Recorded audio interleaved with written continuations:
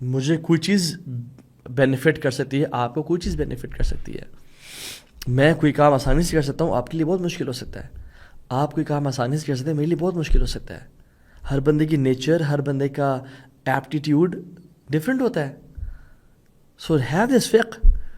کچھ لوگوں کا اخلاق نیچرلی بہت اچھا ہوتا ہے، ان کو اپنے اخلاق پہ لیوریج کرنا چاہیے اور اپنے اخلاق کو اور بہتر کر کے جنتوں کے اعلیٰ درجے پا لینے چاہیے. اور کچھ لوگوں کو جن کا اخلاق اچھا، فار ایگزامپل ان کو رات کو اٹھنا بہت مشکل ہے ان کے لیے.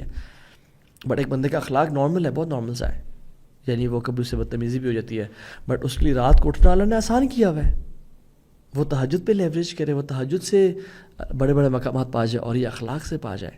آئی ایم ناٹ سینگ کہ یہ بندہ بے شک برے اخلاق کا ہو، بٹ ایم سینگ از کہ وہ بیر منیمم پہ بے شک رہے. پاسنگ 33 مارکس اس کے اخلاق میں آنے چاہیے، لیکن وہ تہجد سے اعلیٰ درجات پائے. اور یہ اس کا نیچرلی، اس کی نیچر ایسی ہے کہ یہ پولائٹ سا ہے، یہ اچھے اخلاق والا ہے، یہ اس چیز سے وہ کر پائے. کچھ لوگوں کو اللہ نے مال کم دیے ہے، وہ بخیل ہوتے ہیں، تو وہ بے شک زکوٰۃ نکالتے ہیں اور صدقہ کچھ نہ کچھ دیتے ہیں، لیکن کچھ لوگوں کے لیے مال نکالنا آسان کرتے ہیں اللہ تعالیٰ. ان کو مال دیا بھی ہوتا ہے اور اللہ ان کے دل بھی یہ سب ایسا وسیع کیا ہوتا ہے کہ وہ مال نکالنا ان کے پرابلم نہیں ہوتا. So what is relevant to you, what hates me the most اور you the most.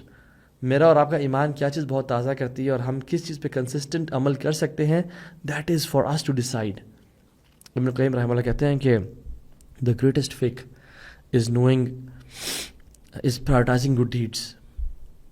Some times ہم کوئی کام ایزیلی کر سکتے ہیں لیکن ہم اس کو برٹل سمجھتے ہیں، اور کوئی اور کام جس کو ہم ایزیلی نہیں کر سکتے اور وہ نیکی میں بھی کم ہوتا ہے، ہم اس کو کرنے کی بہت ایفرٹ کر رہے ہوتے ہیں. No doubt we should try to make effort to do every good deed. اخلاق والے کو تہجد بھی پڑھنی چاہیے اور تہجد پہ اٹھنے والے کو اچھا اخلاق بھی کرنا چاہیے. بٹ کس چیز پہ لیوریج کرنا چاہیے، کون سی چیز ہے جہاں سے کمپٹیشن کرنا چاہیے لوگوں کے ساتھ.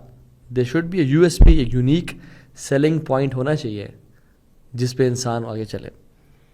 So, the scholars, they emphasized that actions whose benefit extends beyond your own self, which reaches others, hold a greater value than those actions جن کا اثر صرف آپ تک ہی ہوتا ہے. مثال کے طور پہ وہ اعمال جن کا اثر، جن کی خیر امت تک اور لوگوں تک پہنچتی ہے، ان کا زیادہ بینیفٹ ہے دین دوز ایکشنز جن کا اثر صرف آپ تک رہتا ہے. So this is again comes to relevance کہ مجھے کون سے ایکشنز کس ٹائم کرنا چاہیے. اس کا مطلب یہ نہیں ہے کہ ہمیں پرائیویٹ ڈیڈز بالکل نہ وہ بہت اسینشیل ہیں، بٹ آپ بیلنس مینٹین کرنے کے ساتھ ساتھ focus more on those actions جس کا بینیفٹ امت تک پہنچے، and that is far more beneficial ان شاء اللہ تعالیٰ. And the last word is time bound.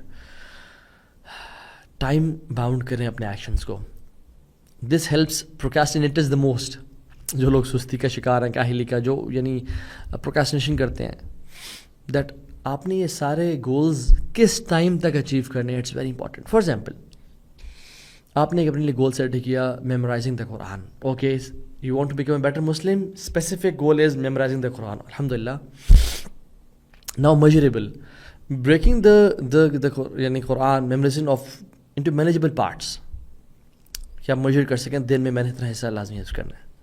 Achievable, کہ آپ اتنا میجریبل رکھیں جتنا آپ اچیو بھی کر سکتے ہوں، and then make it in your schedule, put it in your schedules کہ مجھے اس ٹائم پہ ٹائم نکالنا ہے اور قرآن کو حفظ کرنا ہے. چوتھا ریلیونٹ، کہ آپ کا جو بگر گول ہے کہ مجھے طالب علم بننا ہے یا مجھے اسکالر بننا ہے XYZ، اس کے لیے میرے لیے قرآن کا حفظ کرنا بہت ضروری ہے، تو میک اٹ ریلیونٹ. اور the last thing is time bound, کہ مجھے قرآن حفظ کرنا ہے اگلے 2.5 سال میں یا 3 سال میں، بس 3 سال سے اوپر میں نہیں جاؤں گا. So make it time bound.